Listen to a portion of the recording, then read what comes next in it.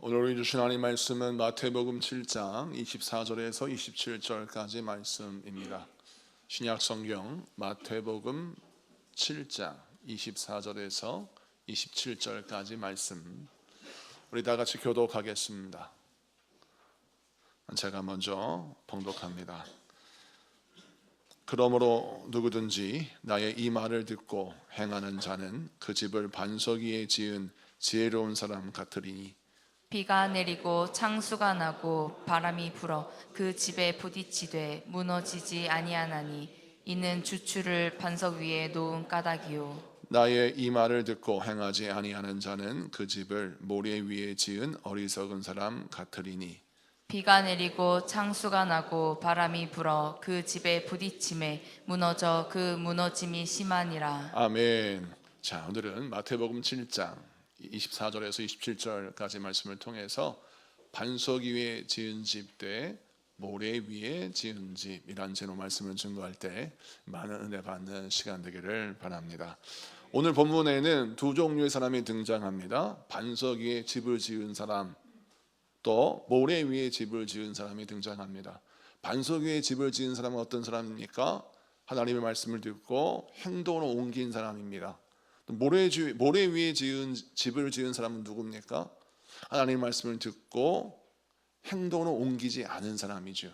그래서 오늘 말씀에 하나님의 말씀을 듣고 행동으로 옮긴 사람은 반석 위에 세워진 집과 같은 인생이 되고, 하나님의 말씀을 듣고도 행동으로 옮기지 않은 사람은 모래 위에 지은 집과 같은 인생이다 라고 설명하고 있습니다.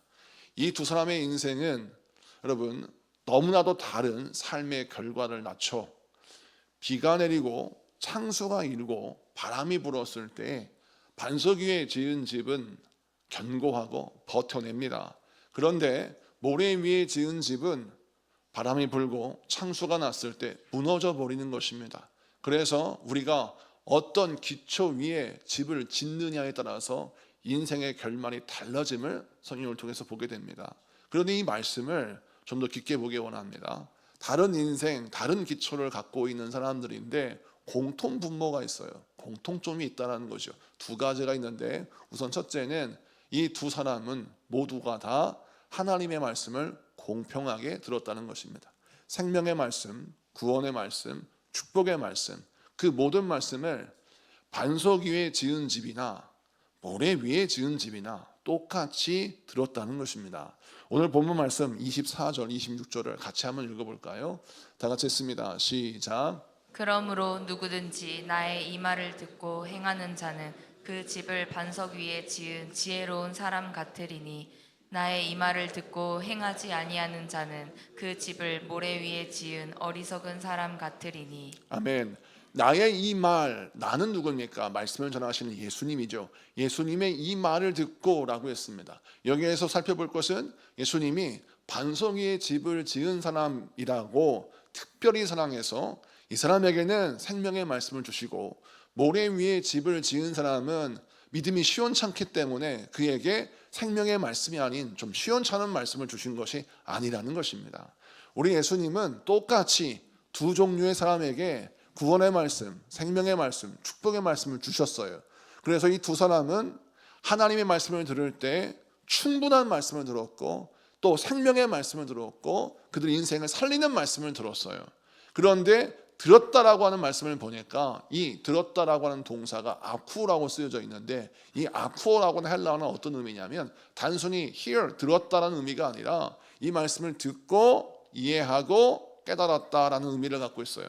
그러니까 두 사람 모두 하나님의 말씀을 듣고 감동도 받고 또 깨닫기도 하고 이해가 되었다라는 것입니다.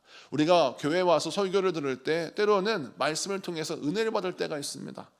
내 마음을 울리는 말씀을 듣고 내 마음을 위로하는 말씀을 들으면서 마음에 감동이 되고 힘이 되고 또 은혜가 될 때가 있어요. 그런데 그 받은 은혜에 머물러 버리면, 우리는 자칫 잘못하면 여러분 모래 위에 지은 집의 인생이 될 수 있다는 것이죠.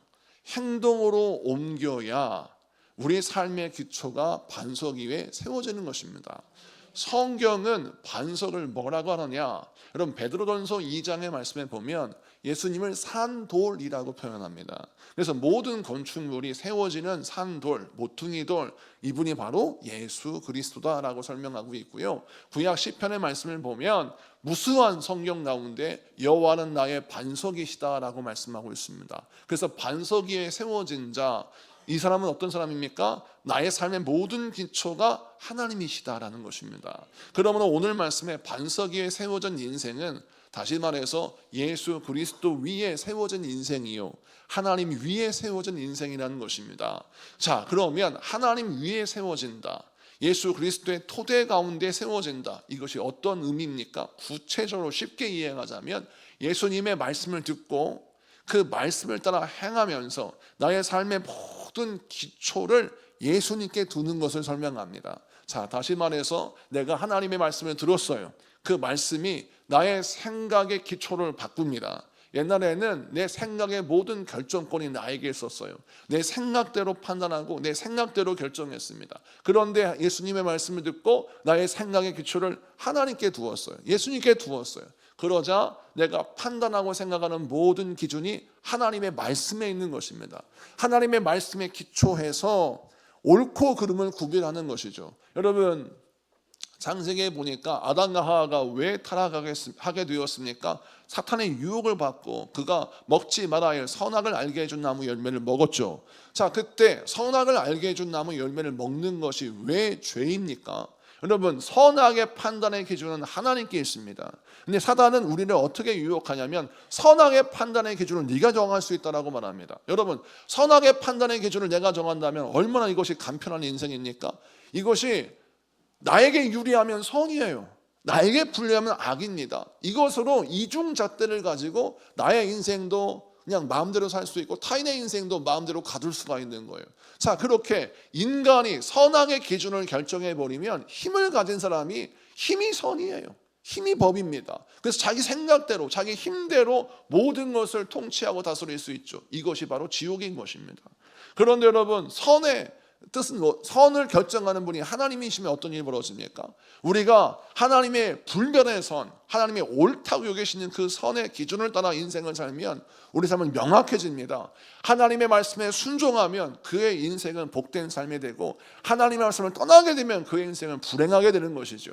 너무나도 명확합니다. 돈이 있든 없든 힘이 있든 없든 명예가 있든 없든 그 모든 사람은 하나님의 말씀의 기준을 따라 인생을 살아가니까 그의 인생은 복된 삶이 될 수 있는 것이죠.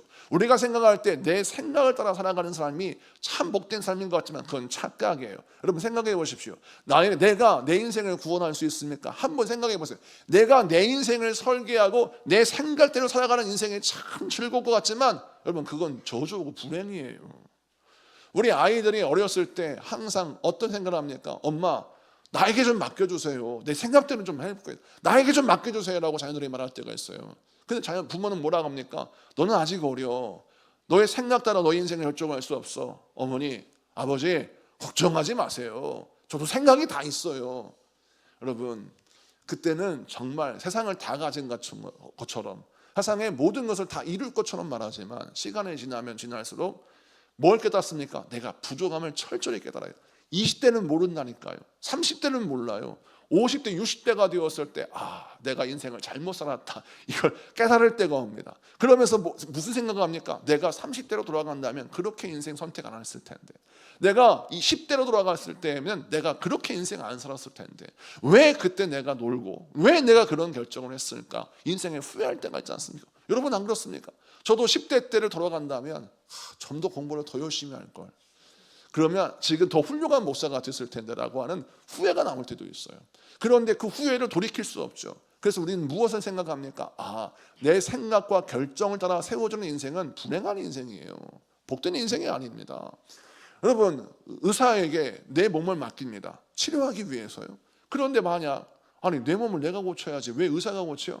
나는 내 몸을 내가 고칠 거야 라고 해서 칼을 들고 내 몸을 자르는 사람이 있습니까? 내 안에서 위장과 간을 꺼내서 내가 알아서 고치고 내가 알아서 치료합니까? 그렇지 않아요. 나는 내 몸을 고칠 수 없고 내 몸을 수술할 수가 없어요. 내 몸을 타인에게 맡겨야 합니다. 그런데 많은 사람이 이것이 지혜라고 생각해요.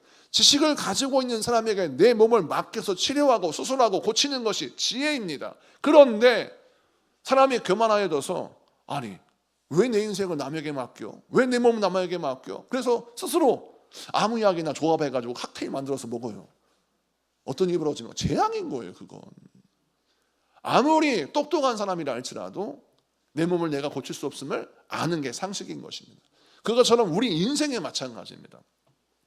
내 수준에 따라서 내 인생을 설계할 수 있으면 얼마나 설계할 수 있겠어요? 여러분, 내가 가진 수준을 가지고는 내 인생의 미래를 잘 설계할 수가 없는 것입니다. 더 높은 수준을 가져야 내 인생을 복되게 설계할 수가 있는 것이죠. 그래서 우리는 때로는 전문가에게 인생 컨설팅도 받습니다. 그것처럼 여러분, 우리 인생이 내 생각의 수준을 뛰어넘어야 복되다는 사실을 지혜로운 사람은 압니다. 그런데 어리석은 사람은 항상 어떤 수준에 머물러요? 내가 가진 생각과 경험의 수준에 머물러서 내 마음대로 인생에 풀어지는 것이 복이다. 그래서 내 생각대로 살 거야 라고 생각해요. 이런 인생은 결국 문제를 만나면 무너질 수밖에 없는 인생이라는 거예요. 그래서 성경이 우리에게 무엇을 가르쳐 주느냐? 내 생각대로 인생 살지 말고 하나님의 말씀에 따라 인생을 설계하라는 것입니다.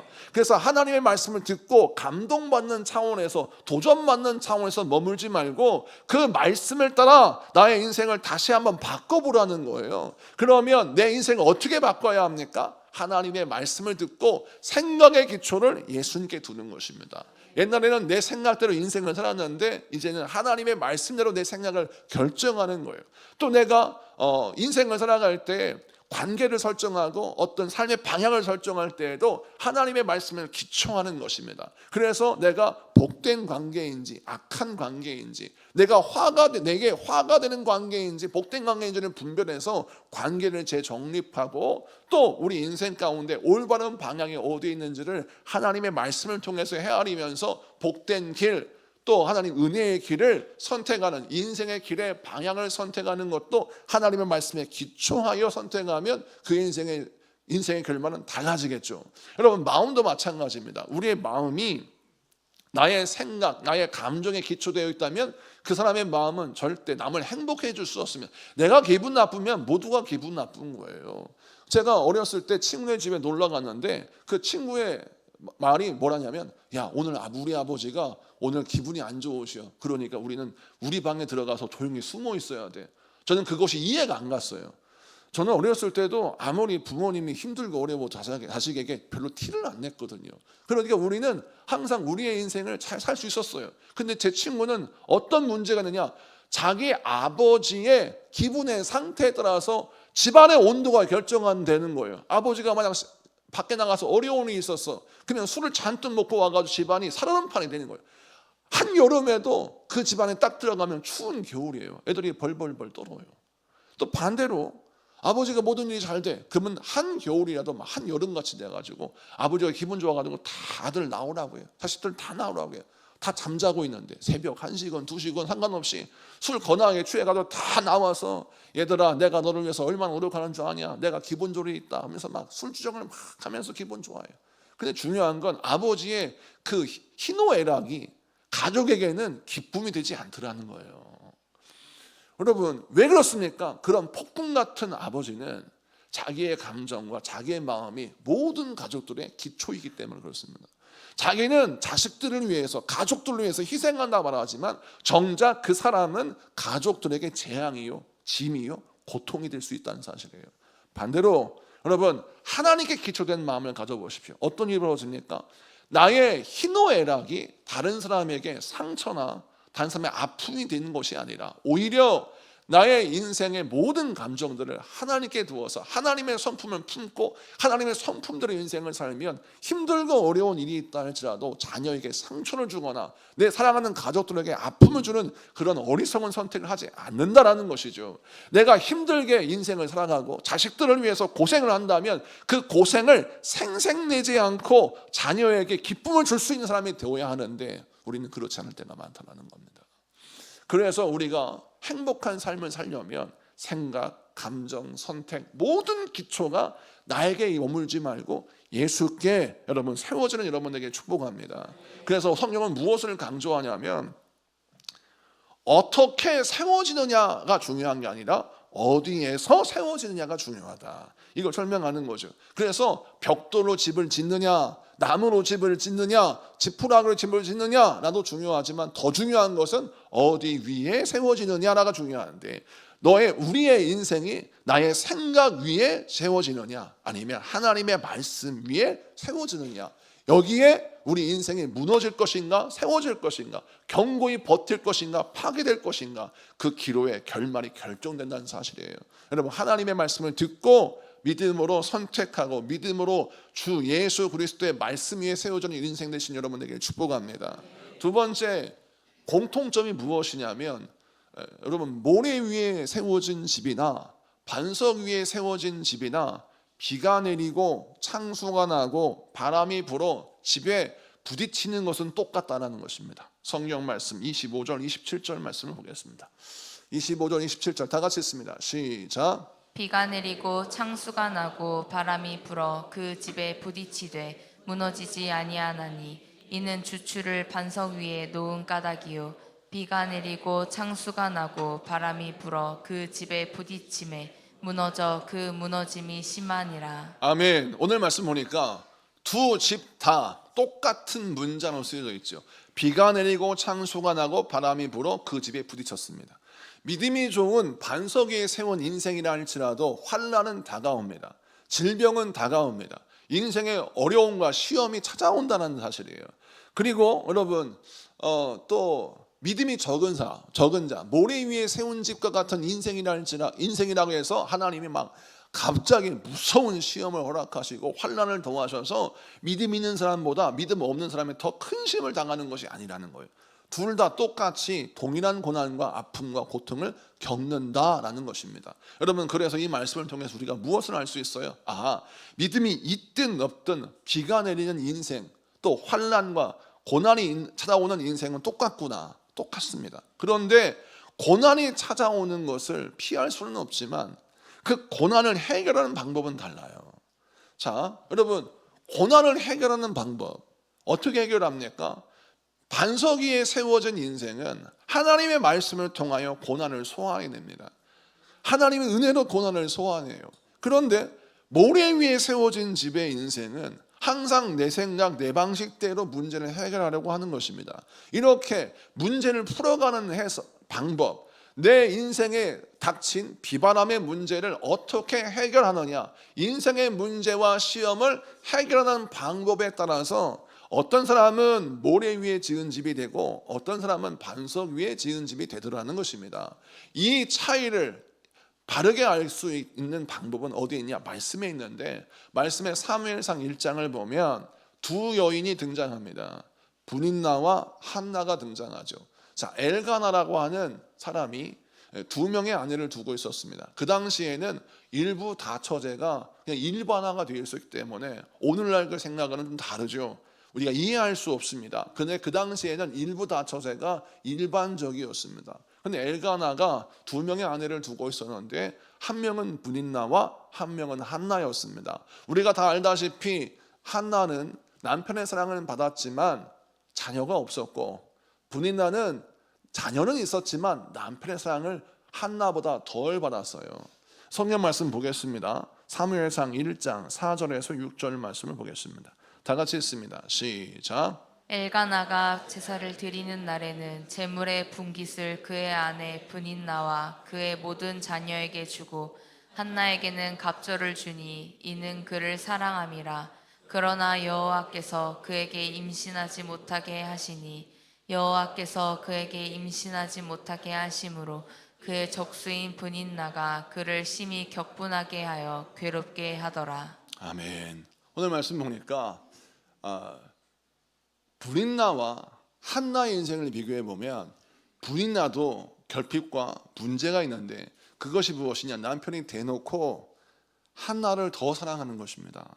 그래서 분깃을 줘도 한나는 갑절로 주는 거예요.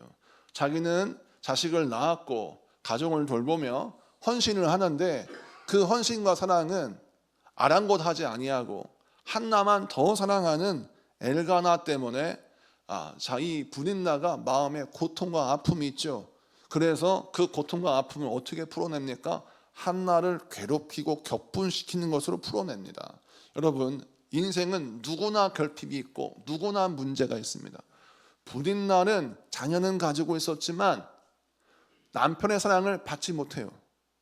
한나는 남편의 사랑을 받지만 자녀가 없습니다.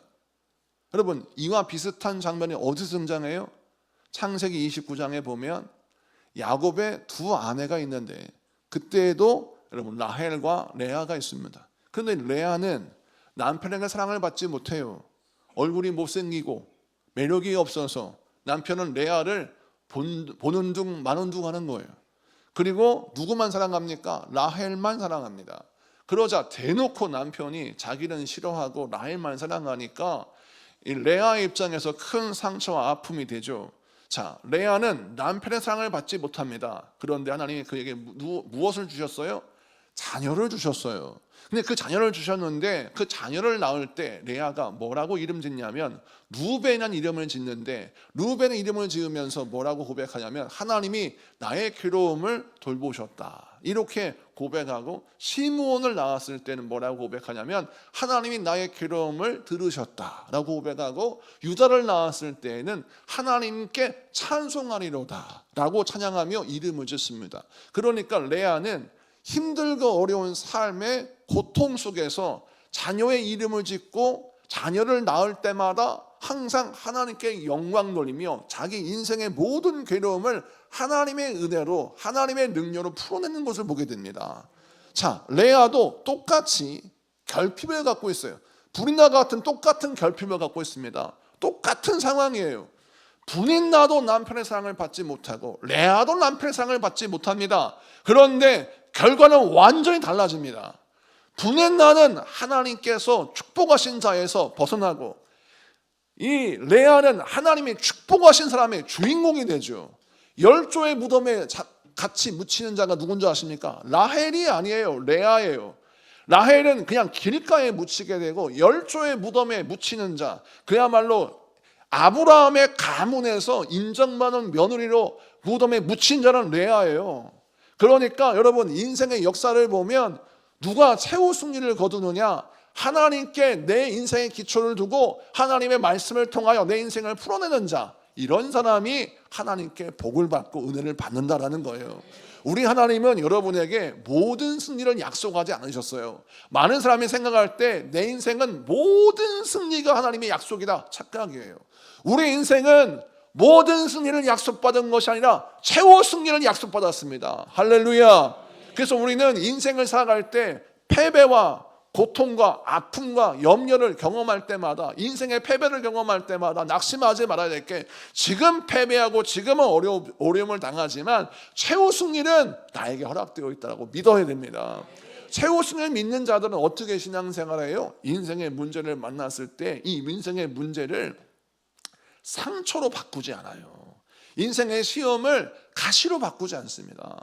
만약 내가 인생의 문제를, 내 인생에 닥쳐진 시험을 상처로 여러분 바꾸면 내 인생이 불행해집니다. 얼마나 그 인생이 안타까워요. 여러분, 왜 내가 나를 학대합니까? 왜 내가 내 인생을 하찮게 여겨요? 많은 사람들이 내가 가진 문제를 가지고 내 인생을 학대하면서 뭐라 하냐면, 나는 지지도 복이 없는 사람이야. 남편 복도 없더니 자식 복도 없네.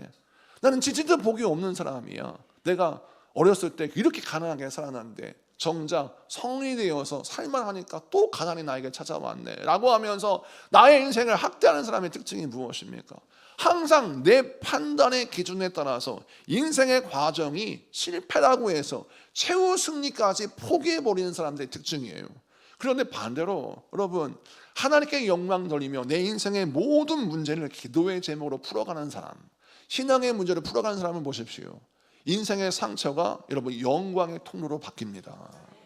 레아는 인생의 상처를 만났어요. 근데 그 상처를 어떻게 바꿔요? 기도의 제목으로 바꾸고 신앙으로 풀어내요.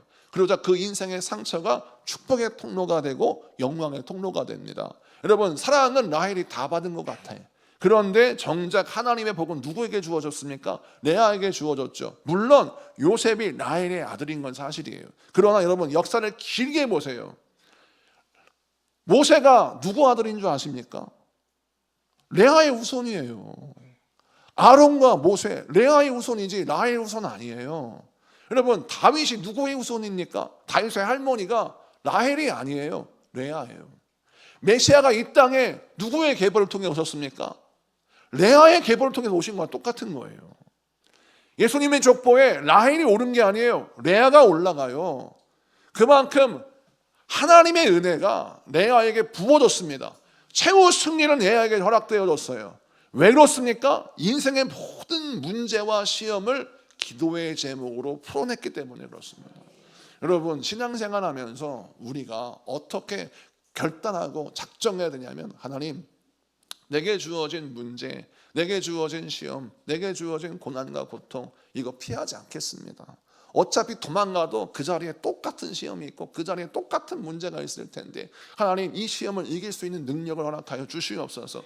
기도한 여러분에게 축복합니다. 중학교 때, 제가 학교 다닐 때 항상 힘들었던 게, 중학교 때는요, 하여튼 춘추 전국시대 정글이에요, 정글. 그래서 여러분, 만약 점심시간에 밥을 먹다가 앞을 보잖아요. 눈 마주치면 한 판 뜨러 가야 돼요. 어디 나를 째려봐. 나는 째려보지 않았는데 막 싸워야 되는 겁니다. 그러니까 중학교 때는 학교 폭력이 난무했어요. 그래서 여러분, 공부를 하면서 내가 열심히 공부해가지고 좋은 고등학교 들어가고, 그다음에 좋은 고등학교도, 그 당시에 고등학교 1학년 때는 우등반이 있어서 그 성적 순대로 1반, 2반, 3반 이렇게 가눴어요. 그러니까 우등반에 들어가면 질 나쁜 애들이랑 같이 어울리지 않고 공부 잘하는 애들과 순진한 애들과 어울릴 테니까 열심히 공부해야지. 하여튼 열심히 공부했습니다. 그래서 우등반에 들어갔어요. 그랬더니 똑같아요. 질량 보존의 법칙이라는 게 있죠. 공부를 못하든 잘하든 똑똑하든 무식하든 못된 놈은 항상 있어요. 좋은 학교 가면 없겠지, 우등반에 가면 없겠지. 천만의 말씀이에요.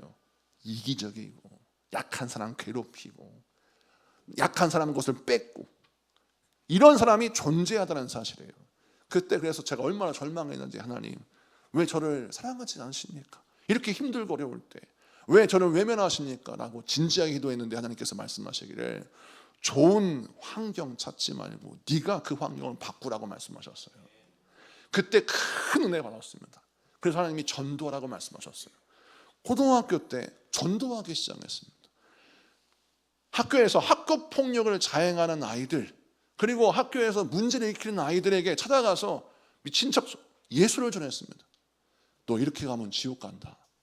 그러면 그 아이들이, 웬 미친놈이 와서 나한테 지옥 가냐고, 그러면 얻어맞을 것 같잖아요.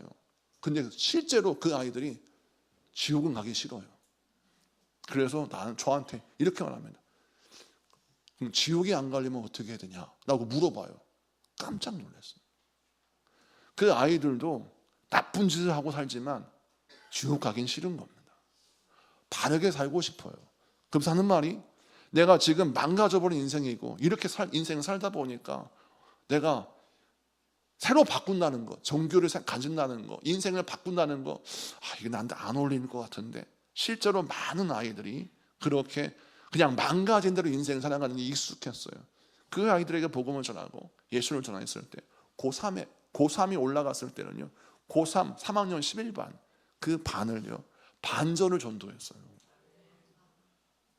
본드 마시고 악을 행하며 가출을 밥 먹듯이 하고 남의 것을 빼앗고 조롱하는 그런 아이들이 변화되고 새로워져서 새 인생이 되고 거듭나는 인생이 되어서 주님께 돌아오는 삶이 되었고요.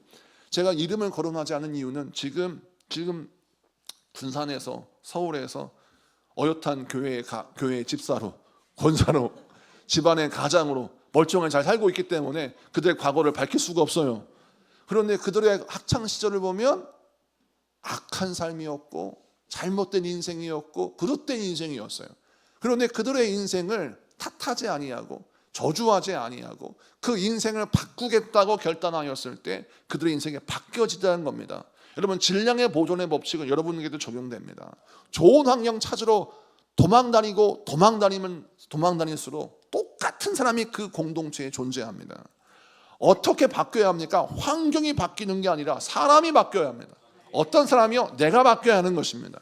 내가 반석 위에 세워진 존재가 되면 그 어느 것도 그 누구도 나를 흔들 수가 없는 거예요. 세상의 사람이 흔들 수 없는 인생, 누가 되어야 합니까? 내가 되어야 하는 것입니다. 그렇게 되기 위해서 우리는 항상 하나님의 말씀 위에 서는 자가 되어야 되죠.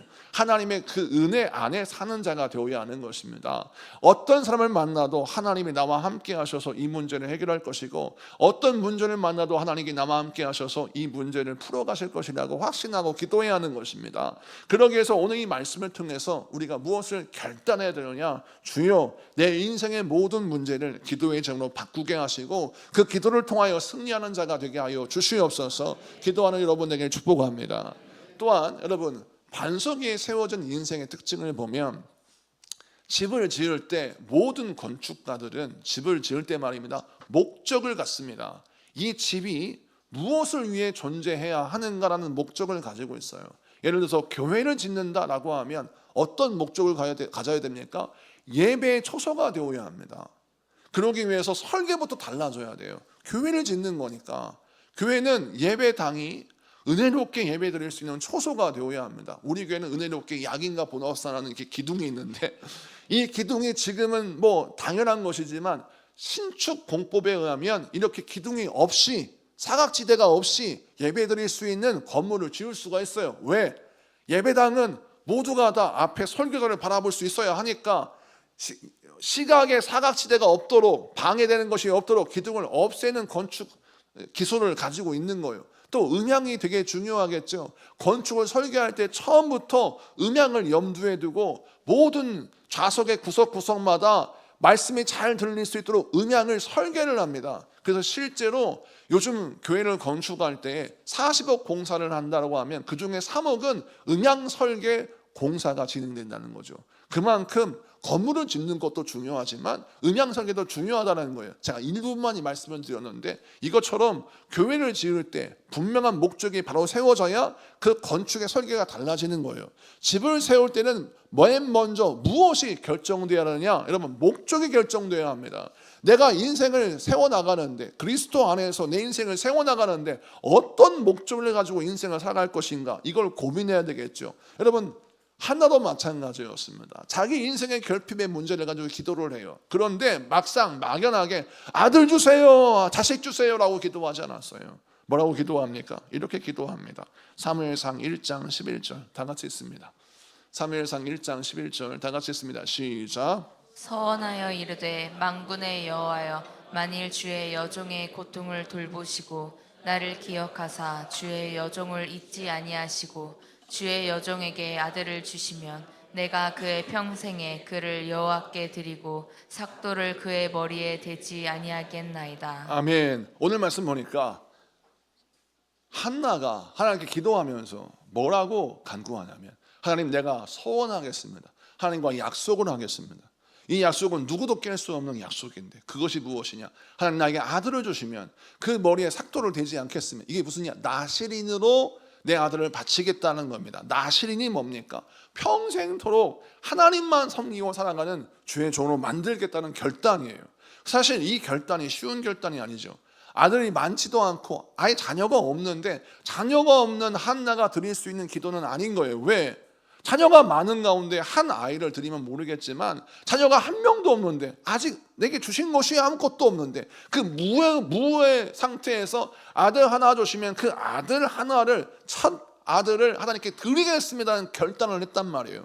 이 결단은 사실 어려운 결단이죠. 많은 아들 가운데 하나를 드리는 것은 괜찮겠지만, 하나밖에 없는데 그 하나를 드린다는 건 쉬운 일이 아니겠죠. 물론 이 사무엘을 낳은 이후에 자녀를 계속 낳지만, 가장 중요한 것은 첫 아들을 낳았을 때 얼마나 기쁘고 즐거웠겠어요. 그런데 그 기쁨을 내려놓고 하나님께 아들을 드린다는 건 보통 결단이 아닌데, 오늘 이 한나가 아들을 드리겠다는 이 기도를 봐보세요. 그가 인생의 집을 예수 그리스도의 말씀 위에 세우는 것처럼 하나님의 말씀 위에 세워가는 인생을 짓기 위해서 집을 세울 때 목적을 세웠어요. 내가 기도를 합니다. 하나님, 나에게 자식을 주세요 라고 기도를 하는데, 그 자식을 주세요라는 기도가 어떤 목적이었어요? 하나님을 위하여 쓰임받는 자녀를 주세요. 내가 이 자녀를 하나님을 위해서 쓰임받게 하겠습니다라는 목적을 가졌습니다. 그러자 하나님이 그 목적을 들으시고 마음에 합하셔서 그 자녀, 그 한나에게 아들을 주십니다. 여러분 오늘 성경 말씀 아까 읽었지만 사무엘상 1장 5절 6절의 말씀 보면 한나가 아이를 낳지 못한 것은 하나님이 주시지 않았기 때문이다 라고 성경 말씀 기록하고 있어요. 여러분 제 동생도 아이를 갖지 못합니다. 그렇기 때문에 저는 아이를 갖지 못하는 가정의 슬픔과 아픔을 너무나 잘 알고 있습니다. 제 동생이 정말 아이를 갖기 위해서 많은 노력을 기울였어요. 그런데 노력을 기울였지만 하나님이 허락하지 않으셨어요. 이걸 인정하고 받아들이는 게 쉬운 일이 아니었어요. 이 시대에도 많은 가정이 불임의 문제 때문에 고통을 당하고 있습니다. 저는 그 마음을 이해합니다. 우리 하나님께서 아이를 주시지 않았다라고 하는 것이 나에게 만약 주어진다면 얼마나 서운할 수밖에 없습니까? 하나님 남들에게 다 주시는 자녀를 왜 나에게 주시지 않습니까? 라고 내 마음속에 안타까운 마음을 가질 수 있죠. 제 동생을 위해 제가 얼마나 많이 기도했겠습니까? 그런데 하나님의 뜻은 어디 있는지 우리가 알 수 없어요. 그런데 중요한 것은 어떤 사람이 믿음으로 승리하는 자이냐. 여러분 하나님이 나에게 허락하시지 않은 분깃에 대해서 원망하고 불평하지 않고 하나님이 나에게 허락하신 은혜를 붙들고 살 때 하나님의 은혜가 부어집니다. 여러분 우리가 신앙생활하면서 하나님이 나에게 허락하신 분깃과 은혜가 얼마나 커요. 그것을 발견하는 것이 믿음이고 그것을 발견하는 것이 은혜인데 그걸 발견한 사람의 특징은 무엇이냐? 항상 인생의 없는 가운데서도 하나님께 영광 누리는 사명의 눈을 갖고 있어요. 주여 내가 자녀가 없지만 하나님께 영광 누리는 삶을 살기 원합니다. 나도 내 자녀도 하나님께 영광 누리는 삶을 살기 원합니다라는 거룩한 목표가 있는 것이죠. 여러분 거룩한 목표가 없는 기도는 방향을 잃어버리는 기도와 똑같습니다. 여러분 거룩한 목표를 가지십시오.